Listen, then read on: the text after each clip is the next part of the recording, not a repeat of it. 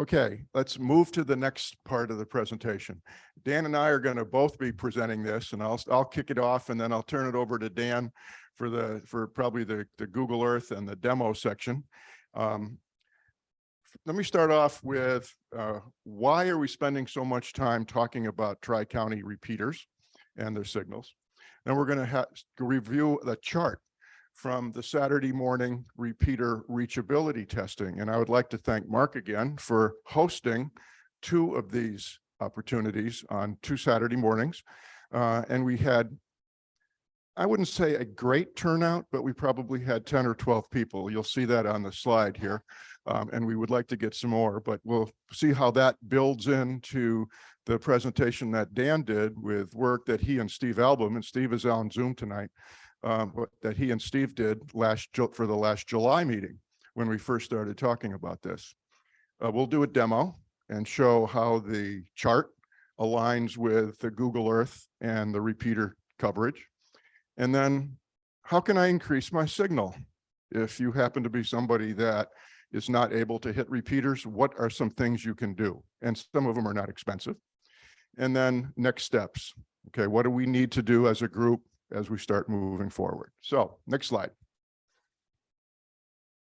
Okay, so some of you participated last year in the Hurricane Ian net. We were called from the Orange County EOC. We were asked to open up a net, and we did. We ran it all day long. We had a series of net controls, and we continually announced ourselves, and as well as sending out emails. Fortunately, a lot of people never lost power, so they had email, but we wanted to understand what was going on in the various geography within the county. Well, we were asked to do Orange County, and then we were also asked to do Chatham County by the Chatham County EOC. From Mike, who you met. Mike has been here doing the past 2 programs on WinLink. So we were asked by Chatham County too.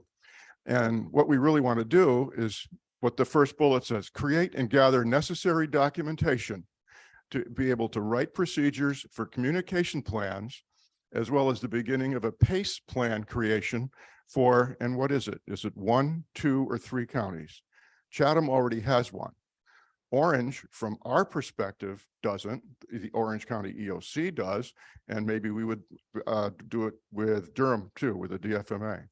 Okay, and a PACE plan is, primary, auxiliary, contingency, or emergency.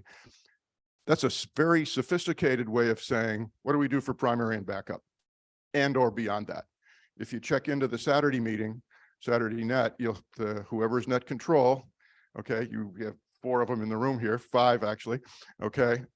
We always go on the 442-150, but we also announce a backup repeater, okay? And you'll see that in the chart. And if we get asked to do this Hurricane Ian thing again, well, some people maybe could not hit the repeaters that we were holding the net on. So maybe we need to have 2 or 3 or ways for multiple repeaters to be used, but we need to document that up front, okay? So that's why. So what do we need to do the above? We need a better understanding of the repeater coverage from the QTHs of the members. And that's what we did with the chart, okay? But we need more members to participate. Determine what repeaters should be primary and secondary for, is it 3 counties? Probably.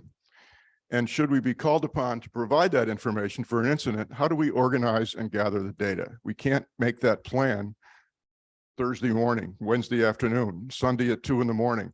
We need to have it documented so that we can just say, implement the plan. We've been asked to gather data. Everybody turns to that plan and they know exactly what to do. So that's part of the PACE plan. So we have a document that we all have in our hands, those of us that want to participate. Okay, so we immediately know what to do. We know who can hit what repeater. You'll know what repeater you need to get on so we can capture you, and somebody will be net control on that repeater also. Well, I said, who would be interested? So we need to determine what members would be interested in being continually involved in something like this. That doesn't mean dispatch for 3 weeks to someplace somewhere. It means probably work from home, or maybe if after we rebuild our relationship and our working conditions and working relationship with the Orange EOC or the Durham EOC, much like the Chatham guys already do with the Chatham EOC, maybe we would go there. Because I've got all the radios back from Steve. Now we need a place to put them to get our radio command center set up at the EOC again. As soon as they have an EOC to put it in, they're moving. Okay, provide suggestions and assistance to members that need to increase their coverage. If you happen to be one of the members that can't get into the repeaters very well and you'd like to, what can you do? So that's another reason why we're doing this. And again, final one, continue to work with EOCs to better understand our capabilities and how we can provide assistance to them. And eye chart. Let me explain the eye chart, and I won't go point at it for those of you on Zoom, sorry. No, that's okay. I've been doing this for weeks now. Those of you on Zoom probably have an advantage because you can lean closer to your computer screen and you can see what's there. But basically, we have call signs in the left column. We have the name of the person that owns the call sign. We have the type of radio. We have how much power, and we have how much and what type of antenna that person is using. Okay, and then I've highlighted every other row, gray, white, so it's easier to just go across and find out who did what where. But you'll see 4 vertical columns that are either yellow or blue. Those are the 4 repeaters that we will be talking about, actually 3 of them, I think, in the test. Three of the repeaters that Dan will be taking you through when we actually get to the demo part. And so you can see, if somebody has a home station, if you look at me, for example, I am the 5th person down, okay? And for those of you in the room, I can point, but I'm the 5th person down. I've got an outdoor ground plane. I'm running either 50 or 25 watts, 50 on VHF, 25 on UHF. And the way we gauge this is on the bottom of the slide, you'll see a 1, 2, 3, 4, or 5. A 1 says you are full quieting into the repeater. No static, no white noise, no picket fencing. Audio is great. We can understand you, no problem. All the way to a 5, which says you can't even bring the repeater up. Okay, a 4, you can bring it up, but we can't hear you. And then 2 and 3 are levels of audibility.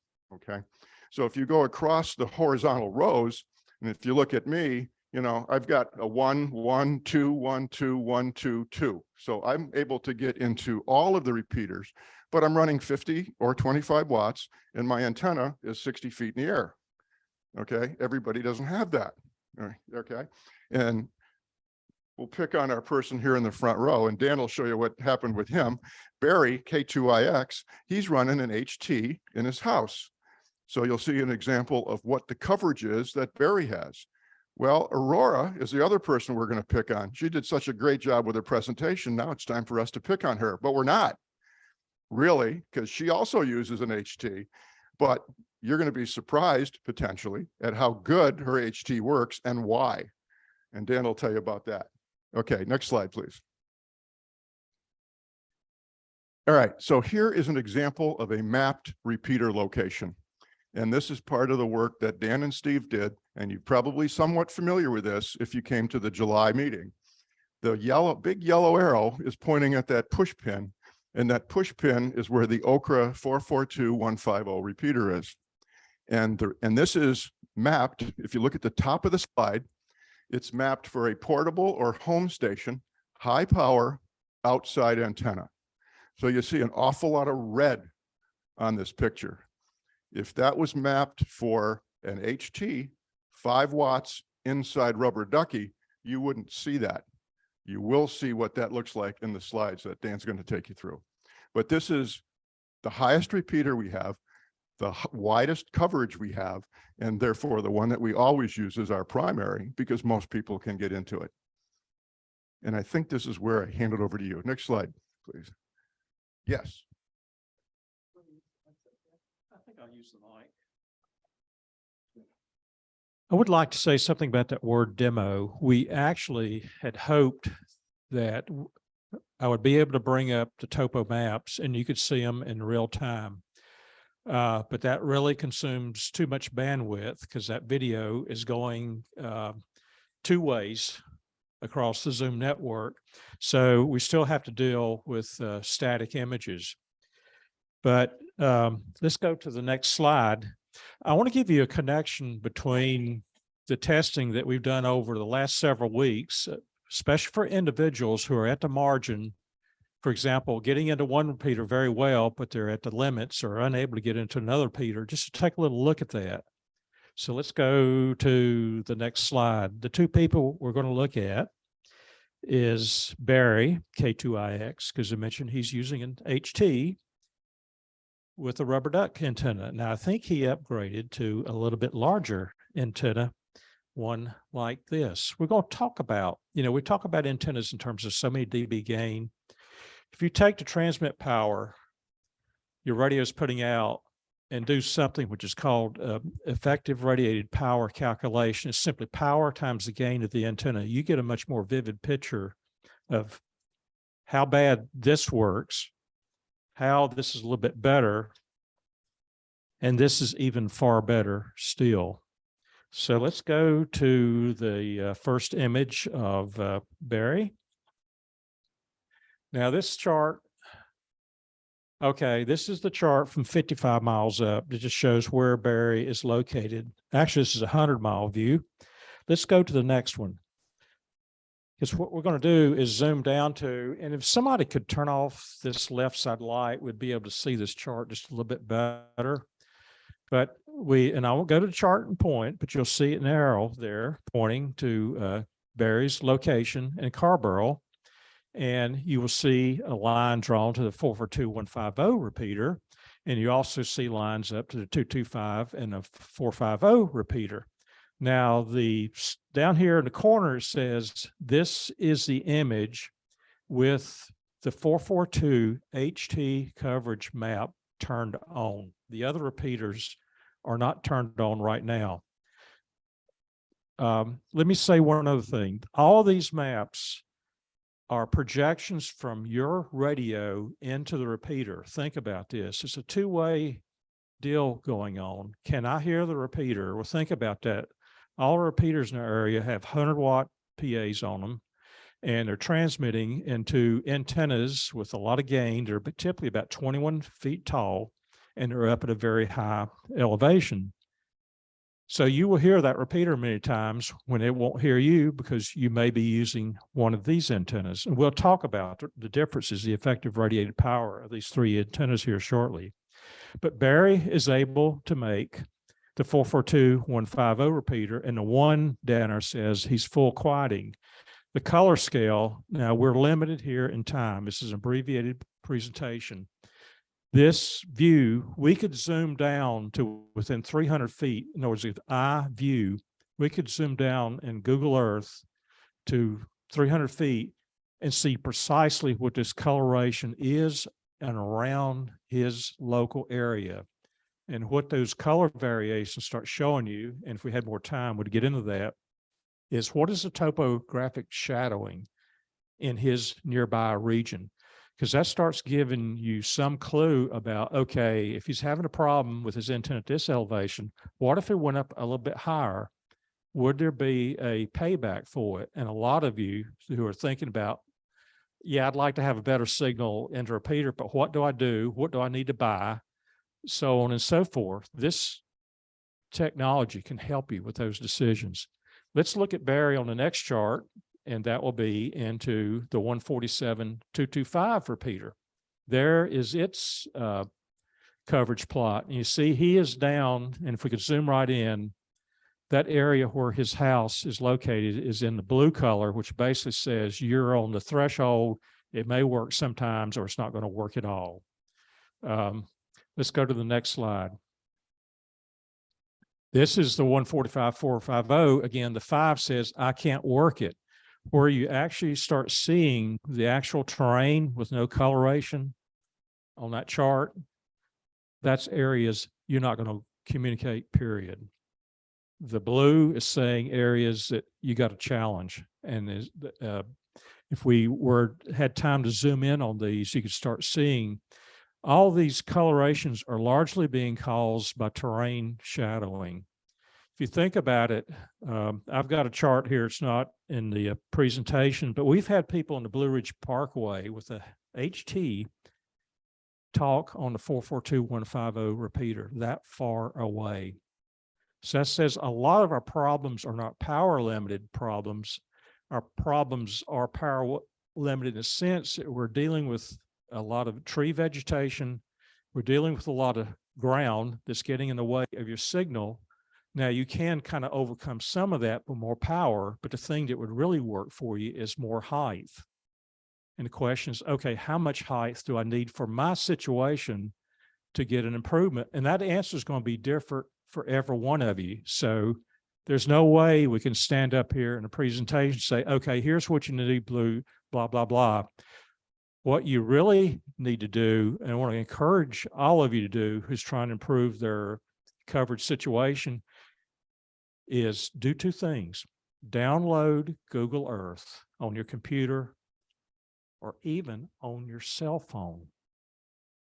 And then go to the OCRA Groups IO website and download the files that are stored there that's doing all this mapping. That's the end result of that. Then you can look at your situation and kind of start getting some sense about, okay, if I did so-and-so, would it make a difference? Let's go next to Aurora, because she really did something here fascinating. Okay. She had, let's go on to the next chart because it's got the numbers. Okay, that's where she's located at the star up there, close to the 225 and the 450 repeater. So that says that she might be able to get into that. Question?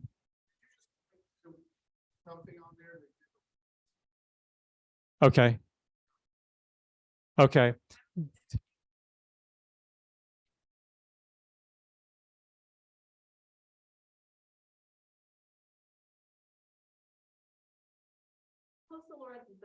Northeast of Hillsborough. Okay. Okay, that's another reason why taking the time to download and look at these yourself, you won't have that problem. The other thing that's on the charts, these are charts that Steve and I ran last summer. I've got 102 call signs shown, put in an overlay. So you can go find your call sign based on the information I had for your FCC license address and see where you're at. Okay, we know where Aurora is. It's just a little bit northeast, very slightly, but close into Hillsborough. Now I'm going to point at the chart for those that, because this is much easier to see, I'm sure, on Zoom than it is here in the room. That's Raleigh. And of course, the 442.150 repeater.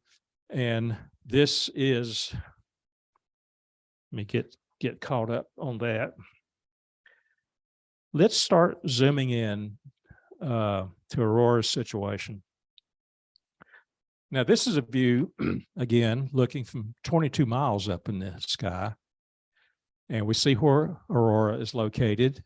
And if we see strangely enough, she's up there in that blue area, almost into the open area, and yet she has a 1 there for her signal into 442.150.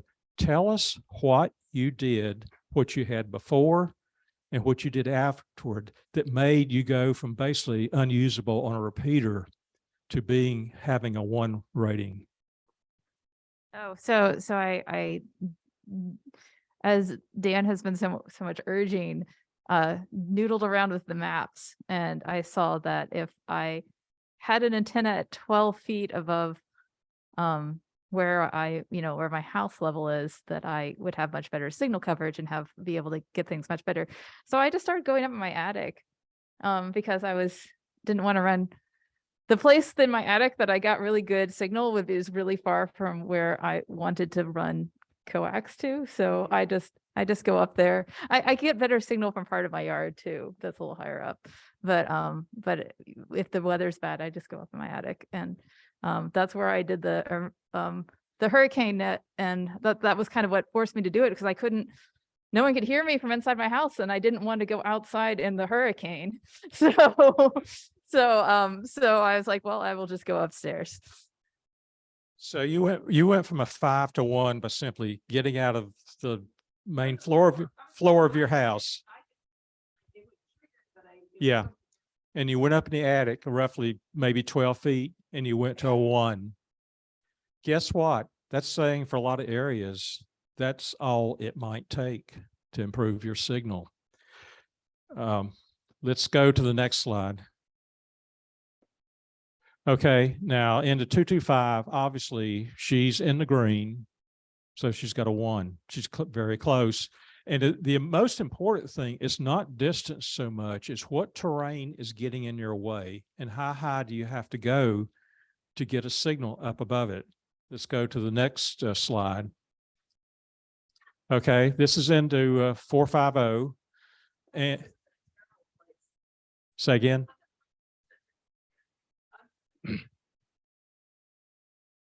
When you download and start looking at these charts, you will realize while we're talking about signal strength and coverage, but what you're actually seeing is the terrain of our area.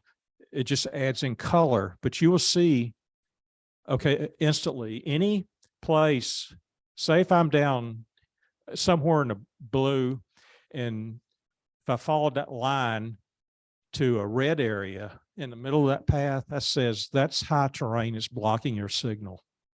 And again, every one of you have a different solution because you got a different problem.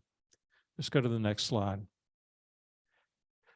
Okay, let's talk about a number of other things. We've talked about terrain. Now, one of the things, we just don't have the time, but if we had, for Barry and Aurora, I produced 9 charts that we had to cut the presentation short, but they were close-in views of each of their house and whether I was using an HT, whether I was using a mobile vehicle, which is with a vehicle-mounted antenna and a higher-powered radio, or I had a fixed station with an outside antenna. I'd say on average up 20 feet or something, a typical house height, and a 50-watt radio. But even if you don't fit in one of those exact categories, as you flip back and forth between the coverage in your area, it starts telling you something about the terrain shadowing that's going on in your area, and kind of gives you perhaps some things that you might want to try doing. And getting back to how do you make a decision on improving your signal? You know, number one, do you add more power? That tends to be expensive, you know, buying a mobile radio. Or would a little bit of elevation increase help?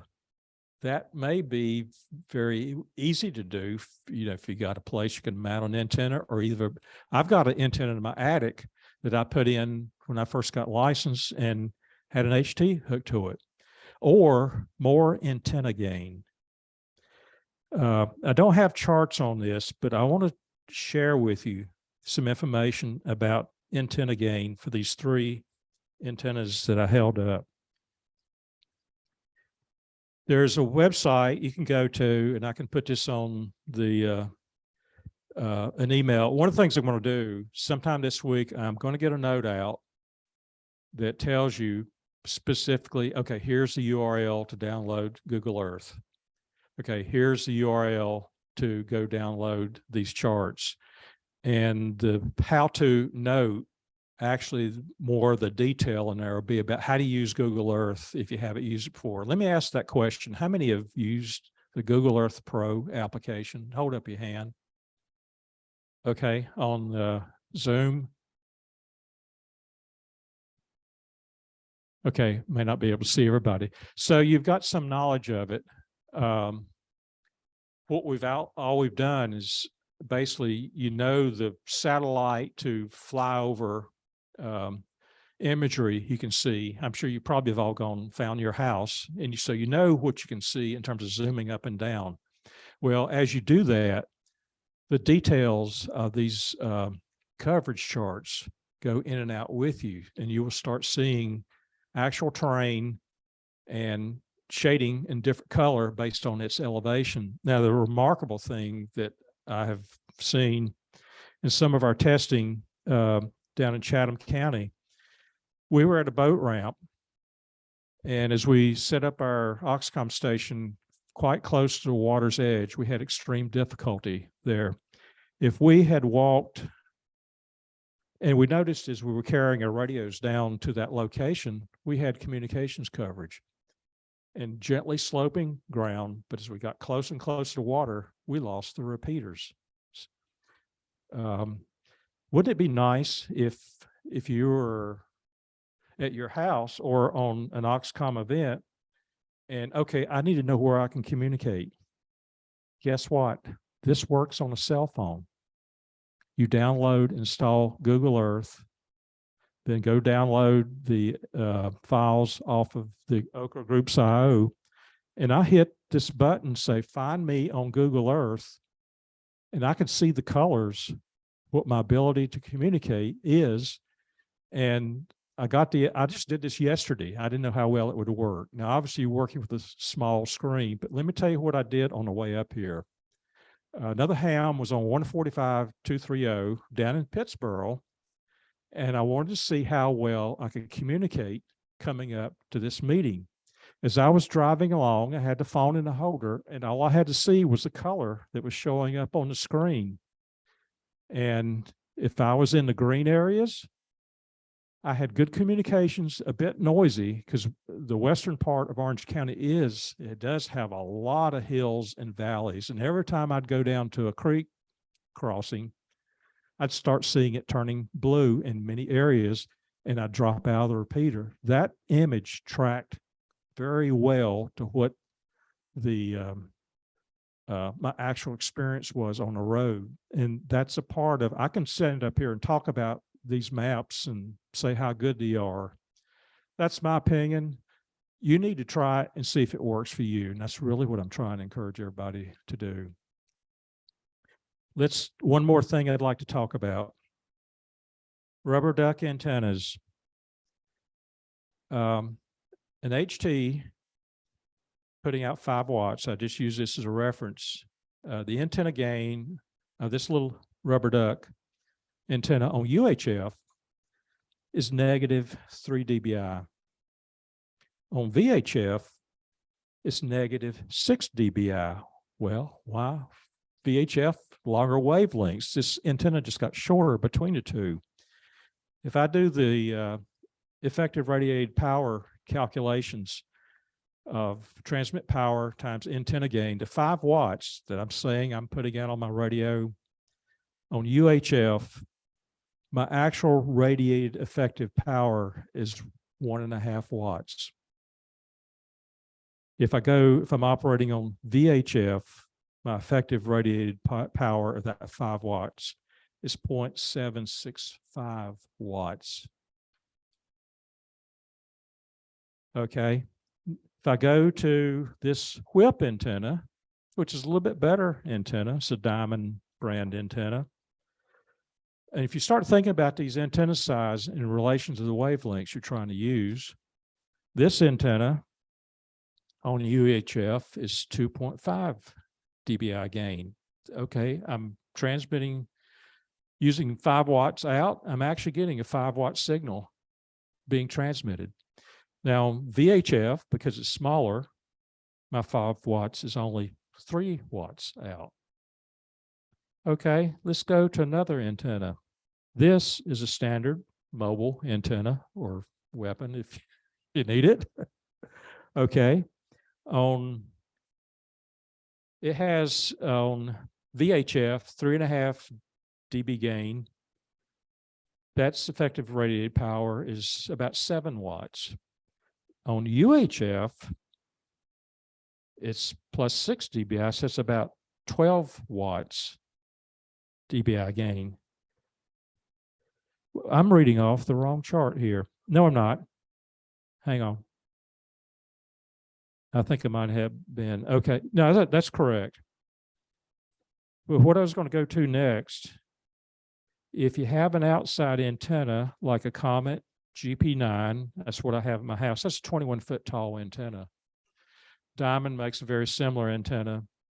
That antenna has 8.5 dBi gain on VHF. That's, if I put 5 watts into that antenna, that's equivalent to about 22 watts radiated. On VHF, at 11.9 dB gain, that 5 watts becomes 47 watts over the air. So I think the moral of the story is probably the most expensive thing if you're or living in a, if you got one of these antennas can make a difference.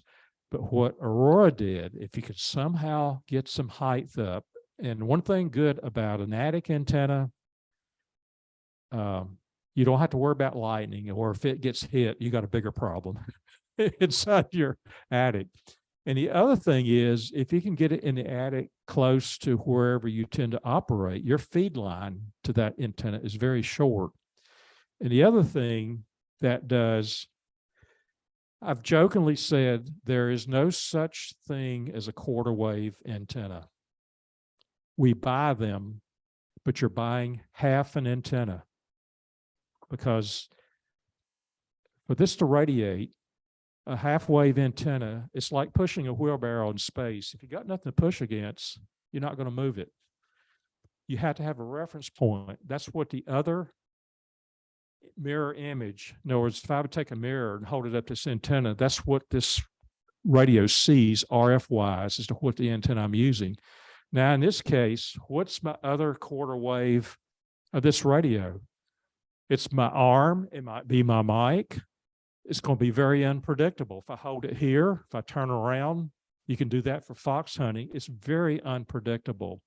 As soon as you can get your antenna away from this thing and get out and get a little height, you can start making some pretty dramatic differences for relatively little expense. That's about it, I guess, for our time. Any questions? Yes.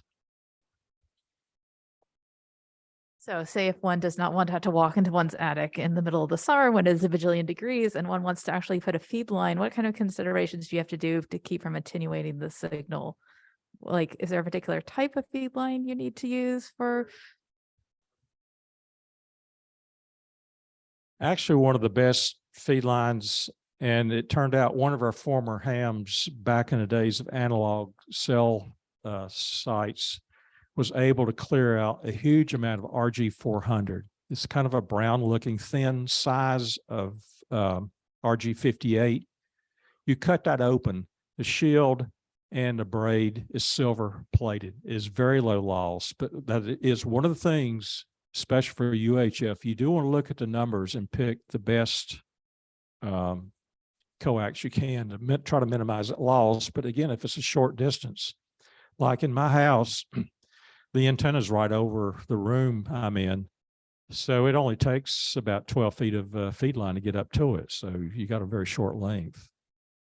So keep it short and do use good coax. Don't use just plain old RG58. So one thing with the RG400, it's about $8 or $9 a foot. Yeah.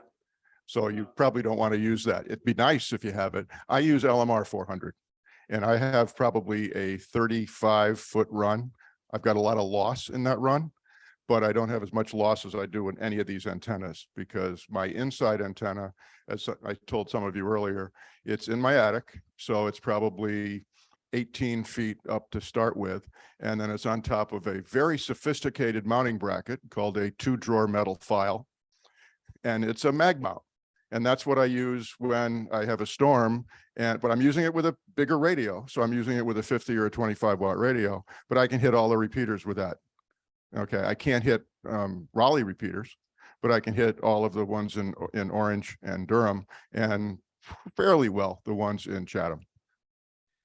The other thing you can do, if that's a problem, doing it, as I jokingly said at one of the DFMA meetings, if you got one of these, go ask your wife or your significant other for a ground plane. And then when they look at you really crazy, say, oh, I'm in a pizza pan. So take one of these, a cookie sheet, a mag mount, or in my case, up in the attic, I had a 4-foot square of tin, just using ductwork.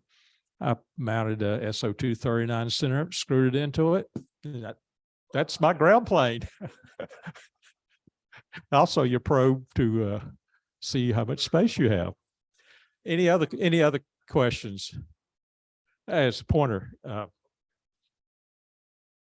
and vegetation affect things? How does rain and vegetation because I noticed like I have a TV antenna, and in the summertime it's much harder than in the wintertime. that TV, your high definition TV, is one of the best indicators of what's going on there. This model software has a full page of parameters. First of all, about vegetation between you and what you're trying to communicate with. Actually, it's a table. It's got everything from open sea to desert, to specifying the types of trees, the percentage of open land that's average for the area. And this is where Steve Album, who's been doing this for several decades, that's where we're learning from his knowledge. What parameters do you put into there? Thank you, Steve. That is a good representative number to make this modeling look as close as possible to a real world situation. But the answer to the question is what you see happening on your TV with the signals dropping in and out when the wind is blowing. Think about the wet vegetation. That stuff's moving around. So you think about all that. It's got to be causing some indifference, cancellation of the signals. So what you see there, and you'll notice on the 442150, under windy conditions, we seem to have more dropouts. I think part of that might be that antenna, which is mounted at the bottom. It's a 21-foot tall mast, and it can flex to the very top. That may well be some indifference cancellation from reflected signals off the tower itself. Don't know, but it happens. Next question.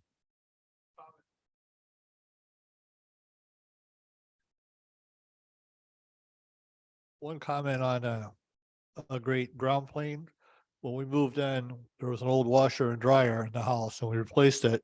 So I pulled the backs off of both of those and put them in my garage. So my garage station has the mag mount antennas on that, and it works great. Yeah. It's a perfect mirror for that quarter wave antenna that doesn't exist to make it a true half wave antenna. Any other questions?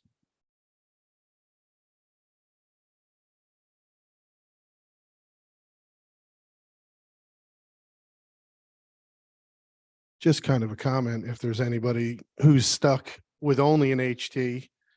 I watched a lot of videos and did some research. These are pretty cheap. It's like the military backpack antenna that we used to carry. You could fold it, you could use it folded, but this thing for $20-something is incredible. If you want to bring it up, it's Abbree, ABBREE, and you could bring it up there and open it up. That thing works better than anything else I've ever put on an HT. Well, it goes to what we saw in those numbers for gain or lack of gain. Obviously, size matters when it comes to antennas in relation to the wavelength. I mean, the reason this antenna has gain, or that it does on 440, it's actually a stacked collinear antenna. This radiates like a quarter wave dipole, if you will. This basically is phasing to where this also radiates in phase with this lower part. That's how our repeater antennas get the gain they do. The OCRA repeater on 440, that's an 8-stack collinear antenna.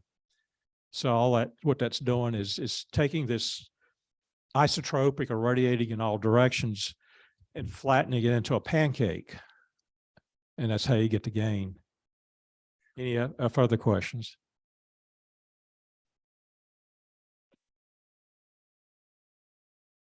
About a year ago, the YouTube channel Ham Radio Crash Course, Josh did a comparison of different HT antennas and how they were in relation to each other.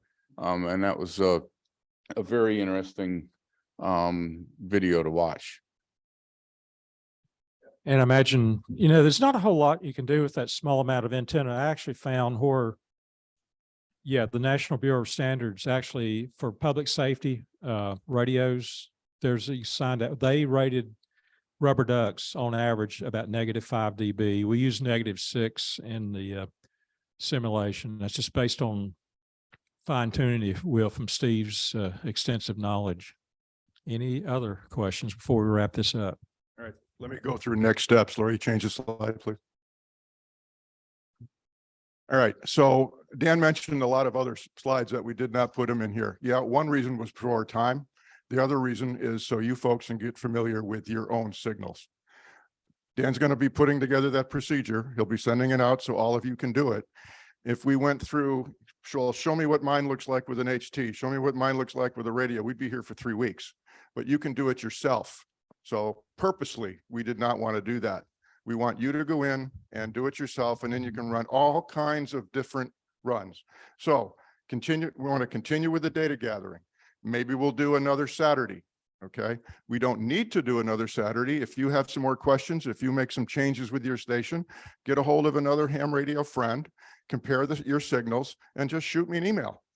Okay. If you're not on the list, and if you don't know if you're on the list will be in the recording. That'll be on YouTube. If you want to get on there, and we would love to get more people on that, get a hold of somebody and run some tests. It's pretty easy what 1 through 5 means. If you have any questions, give me a call, send me an email, or I'll get on the repeaters with you and we can do it. So we'll do more updates at future meetings as we get more people. It's not going to be a full program. We'll just say maybe we went from 18, now we've got 25. A lot of people have gone from 5s to 4s to 3s. This is what some of them did. So it's not going to be a full-blown program, just a quick update. Once we get to the point where we start creating the communication plans, we're going to want some help doing that. This isn't just the Dan and Bruce show or the Dan, Mark, and Bruce show. We really want to get some more people helping. We don't know what that means yet. So think about, what if you would like to get involved and help put together the PACE plan. And again, for 1 or 2 counties, we have a model we can look at. Chatham County has a PACE plan, and they'll share it with us so we can see what it looks like. There's pulls in the EOC. We might not do that yet. Okay, ours might just be for us. Help with the distribution and training. Well, once we get that, if you help write it, well, maybe you'll be up here giving some training on how to use it, which would be fantastic. Volunteer for future exercises. We don't really know what that means yet. Again, but we have to do something. Maybe we'll, like they did in Chatham, they went to the boat launch, they went to this place, maybe we'll do the same thing, and we'll start to map out areas of the county, okay, or 2 counties, about how we're doing with the repeaters. So again, so we know primary, secondary, this area, we can't hit it. We got to use this one. We need that data. And then use the documentation to process and analyze your own coverage. And that again is using what Dan will be sending out.